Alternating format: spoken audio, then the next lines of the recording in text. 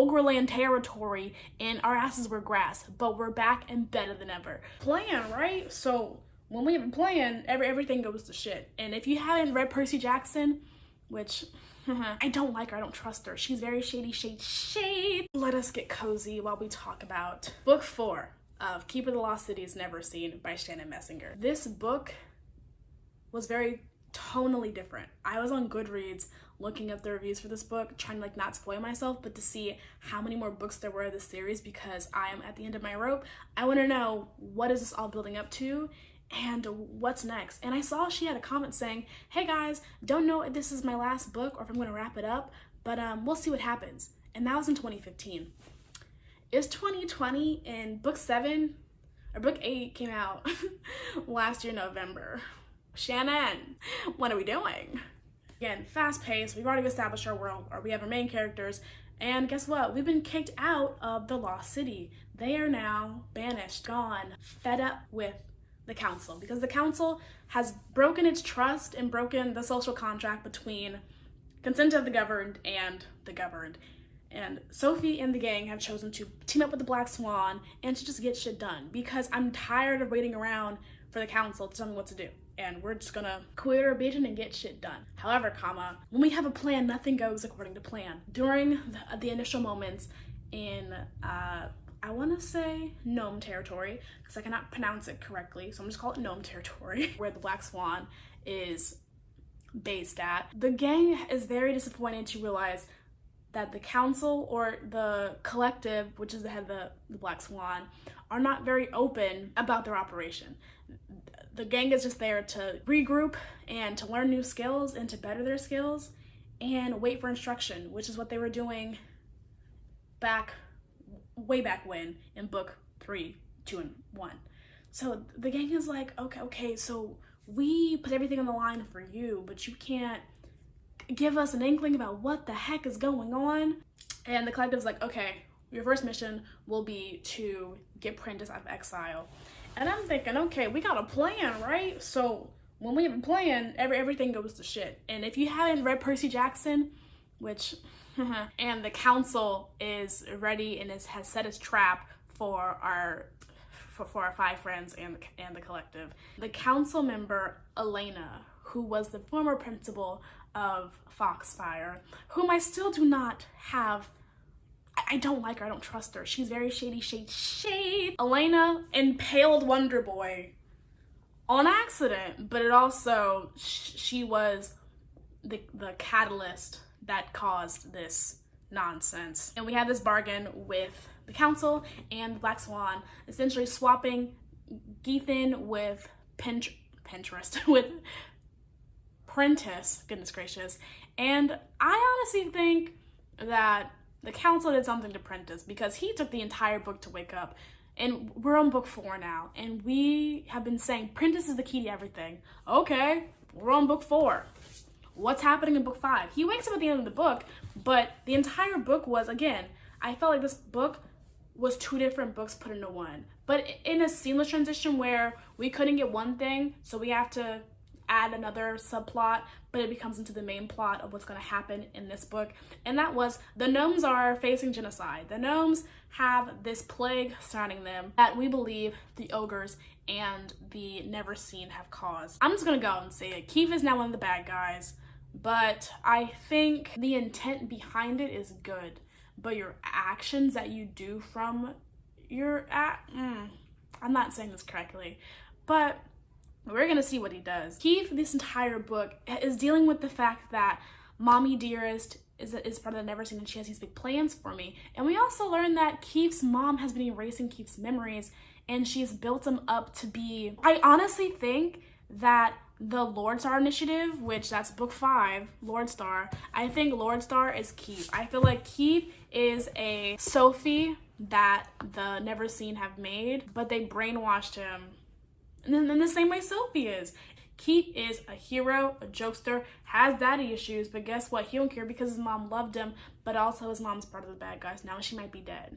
That's a complex character. And also he has this found family of Sophie, Biana, Fitz, and Dex. And Dex, oh my goodness, Dex is finally, we're finally bonding. And as I said, I think I have, in my reading vlog, I mentioned we're finally testing out how this team works. And for the most part, it's working. And at the end of it, Dex and Sophie and Fitz never had this issue of, but I thought I was your best friend. No, Dex has trust in the group now because we almost died multiple times. We went to Ogreland territory and our asses were grass, but we're back and better than ever. So I think Dex is finally secure in his masculinity, which, thank God for that one, I guess. And he's finally not second guessing himself because he knows I have an ability that none of you bitches got. You got nothing on this, sis. And that's great. I love that Dex is very secure in himself. Fitz, on the other hand, we didn't get to see much of Fitz.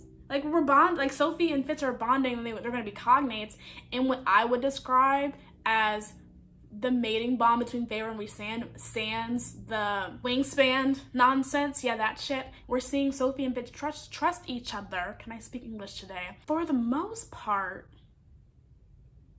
we're trusting each other, but we're still not there, because I feel like if Sophie were to trust Fitz completely, she would be able to open up her feelings to him. And we have this scene with Sophie, Fitz, and Keith where they're, instead of telepathy, they're using emotional telepathy. And I'm just like, hey, yo, Fitz, get to cracking on your good sis Sophie because she got a crush on you. Once we nip this in the bud, we can trust each other implicitly. But until we don't have that trust yet, I don't know what's happening. We have Bianna and Keith. We have Keith and Lynn. Then we have Lynn and Fitz. Then we have Sophie and Dex. Then Dex and Sophie, and then Fitz. And it's just a whole octagon at this point. When I say Tam and Lynn, we have new characters now. We have new Foxfire students because our gang gets exiled and we have to go to Elysium. Elysium, dare I say, better than Foxfire. These kids are actually learning life skills that you will need when you have to combat somebody, because it's survival of the fittest. Every man for himself. When I was thinking back to Foxfire in my video in book 1 and book 2, I was watching my videos and I was like, okay, I realized that in Foxfire we never learn valuable skills. And it made me think of, in modern day society, in the real world, we go to school, learn all these dumb facts that we will never use, but when we're out in the real world, when we're kicked out of public schooling, we learn on our own how to do taxes, how to film videos, how to learn skills and acquire skills that will help us in the real world. And that's what Elysium is. And we have this subplot, again, of the boy who disappeared. Everyone's betraying everyone at this point, and I like it. I like where this is going. But also, I'm like, who's gonna die at the end of this? Because one of you got to go. One of you needs to break Sophie's or Fitz's heart that gets everyone together so we can use our anger and quit our bitching and get shit done. Because when I found out Avalar was part of the Neverseen, which looking back, I guess I would have guessed, because he's estranged from his family and he can never get the project done, but then he did, so it's complicated between him and his family. So I don't know where this is going. Do we have another daddy issue kind of thing? Oliver says, you live in a tainted family of the backers. So I'm just like, okay, is there a history here we need to uncover? Do we need to solve this mystery? Because, hoochale, the tea is piping hot and I want to burn my tongue. Give me some of that tea, Oliver. The ogres and the Neverseen are working together. So the Neverseen, their main goal right now is to continue this distrust with government and the people that are being governed by the council, so they can gain the upper hand and cause chaos. Because when you have chaos, it's fear, and the best way to use fear is to control somebody by their fear. America, essentially. The ogres are using the Neverseen to get an upper hand on the gnomes because of a treaty. And it's just very, I like the way the politics work, because compared to books like this and Neverseen, or just middle grade and high fantasy, politics can be very complex, whereas in middle grades, politics can be very simplified. Oh my goodness, what else happened in this book? Oh, we finally know who Mr. Forkle is. He has multiple identities, and I had known it could have been Magnet Leto, and then it was Magnet Leto, and still geeked. And I had to have known, looking back, I was like, Sir Terrigan, he's just a weirdo guy who's gonna bond with Sophie. Like, Geralt and Cersei in The Witcher, and they'd have a bonding like that. That ain't happened because Sir Targaryen is Sir Granite, Sir Targaryen, okay? He was part of the Black Swan, and he is one of the collectives. And it made more sense to me because he wouldn't just adopt Wiley's son outside of being a member of society. You would have to be interconnected into the Black Swan to adopt a son. And also for Wiley to even know about the Black Swan to begin with, because everyone had thought it's fake, it's a mystery. You are stupid because it ain't real. You a clown. You boo-boo the fool. That's what everyone was saying the Black Swan was, and people thought the Black Swan was real.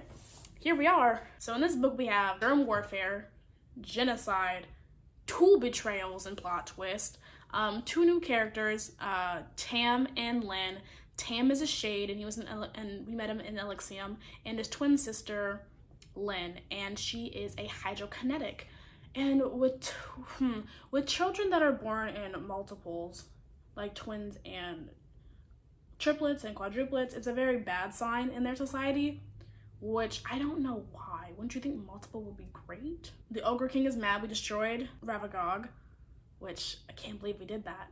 Goodness gracious. Prentice is awake, so hopefully we get to finally explore. We get to finally know what's on his mind. And I swear to goodness, if Prentice is not awake, if he's not cognizant, if he is not aware of his surroundings, if he does not know what's good, what's popping, there will be problems, Shannon, okay? I need to know what Prentice is thinking. I need to know what Prentice had, I need to know why Prentice had called Black Swan or Swan Song. We get to find out that Stina, the one I said that she didn't kick rocks, yeah, that girl, her parents part of the Black Swan too. And we have this polarizing viewpoint, which I appreciate, because you can't always have some people thinking a certain way. You need to have polarizing opinions to come to a middle ground. And that's what Stina's parents are to the Black Swan, which is good, because the Black Swan's initiative is to eradicate foolishness from Eternalia and the Lost City. And we need to have those polarizing ideas in a sense that, like, I'm only here to prove you wrong, that you can't do it, because I need to know and have hope. And if you keep hope alive, it'll keep you alive. And that's what I really like about Stina's parents, that they're doing this for that reason. Oh, and Sylvain's pregnant. It's the circle of life. But of course, I cannot talk about everything in this book. This book, I am giving it a 5 stars. It just keeps getting better and better, as I keep saying in every video. Oh my god. I'm so sorry. I'm sorry if I sound repetitive, but it's clearly true. I wouldn't just say that about any book. Obviously, I can have some polarizing ideas since I've read The Bride Test. However, this series, again, I'm always in it for the long haul, if this has not been proven already. If you want to discuss more about this book, please leave a comment down below. I keep promising you my season 5 discussion of Lucifer, and my Netflix account is put on hold because I'm a broco. So when I get the funds to renew my account for Netflix, I will get that back up. I'll finish it, record the video, and then edit and film the video and give it to you all, okay? I'm so sorry. I will catch you in the next one. Bye.